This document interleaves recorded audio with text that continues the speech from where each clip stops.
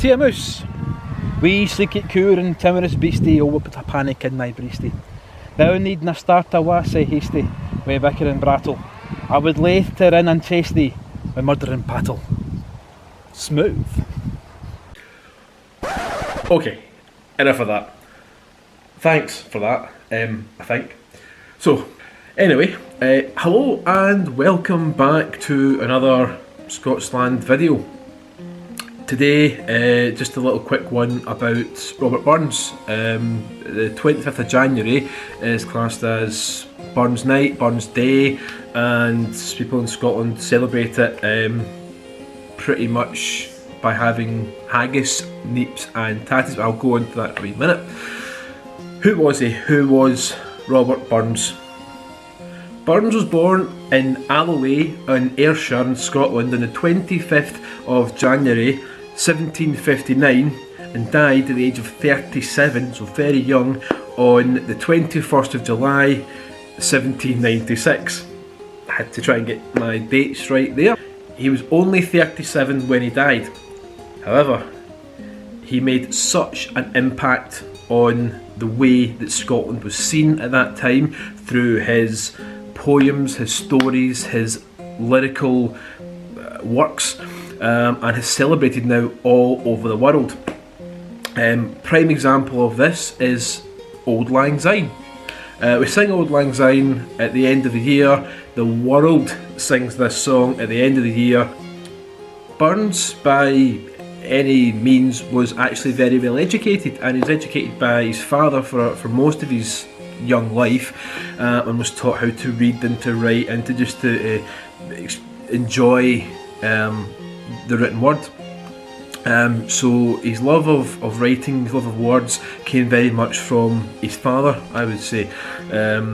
He still had to work on the farm, on his father's farm, and times were hard for him, so he spent many days trying to educate himself, trying to understand more about the world.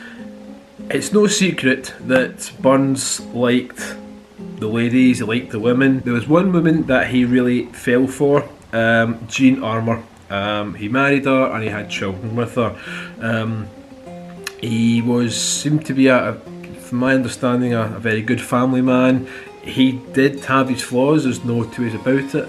There's paintings all over the world of him, but the main one is by an artist called Alexander Naismith, who has painted him in what I would class as a romantic style, which is now in the National Portrait Gallery in Scotland. The Romantic movement was around 1800s to early 1800s to 1850s, give or take, and it very much depicted and promoted lyricists, poets, artists, and the way in which and style that these people put out their product, their poems or stories, was very much in an ideal situation, and everything was romanticised. Me personally, obviously there was hardship, there was hard times, but this romantic movement, I think, gave people hope. It gave people an idea of life that could be had, and I think Burns's poems and stories and certainly encapsulated that. Burns's popularity grew and grew and grew. Today, for example, we have songs. My personal favourite is by a Scottish artist called Eddie Reader, who's done 2 albums, I believe, music to his poems. A Fond Kiss, My Love Is Like a Red, Red Rose, not done by, him. Smooth. And they are incredible, absolutely incredible. So people are inspired and they want to learn more. Burns just didn't write in old Scots and slightly softer Scots. He actually wrote as well in English, and some of his bigger works was very political, and it was written in more of the English language, English tongue, trying to get his point across to a mass market. How mass? Well, the world now knows who Robert Burns is. He's on stamps. He was on a Scottish £5 note for a very long time. He has been put on shortbread tins. Again, the whole romantic idea of the shortbread tin. This is Scotland, yeah. The tartan, all the rest of it. It goes along the romantic and the romanticist idea. So, but how did all this come about? How did Burns Night actually happen? Well, it was quite simple. It was his friends. His friends, 4 or 5 years after his death, they actually had a toast. They had a commemorative night for him. They had drinks, they had a meal, and they all got together. And basically this grew and grew. They spoke about his life, they spoke about his poems, his works, and his stories.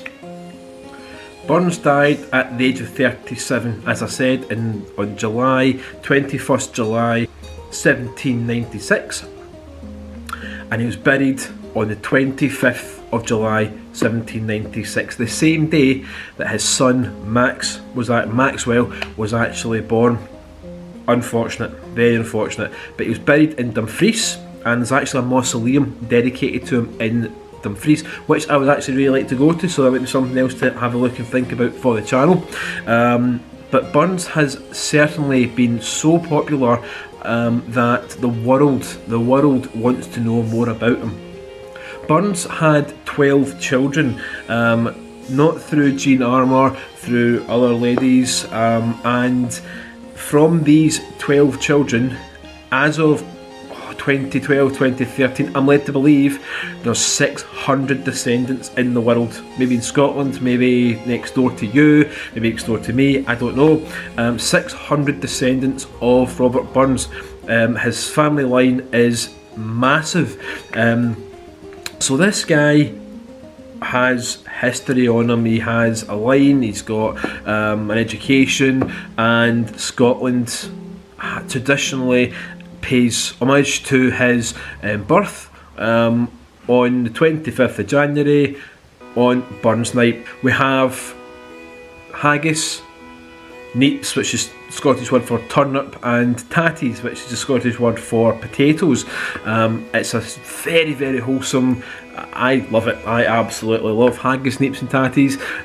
It's really simple, really easy. If you don't want to know what's in haggis, don't look it up. However, take it from me, it is beautiful, it is stunning, and it's a real hearty, wholesome meal, especially on a winter's night. It is excellent. As you can see, I did a bit of cooking myself, and I've done a bit of the haggis. I slightly cheated with the haggis, I'm not going to lie. I was against the time a little bit, but you can buy them whole, you can buy them in kind of big segments, or you can take the insides out, microwave it, you can oven cook it, you can boil them. There's various ways of doing it. I like them anyway, it doesn't really bother me, to be honest with you. But make sure you get the potatoes mashed, really creamy, and the neeps, which is the turnip, next they're mashed up, they got a bit of substance to them, and sometimes some lumps in the turnip's quite nice actually, it kind of works well with it. But I did a bit of cooking on here. The best thing with haggis, neeps and tatties is a wee dram, as they say, just a little one.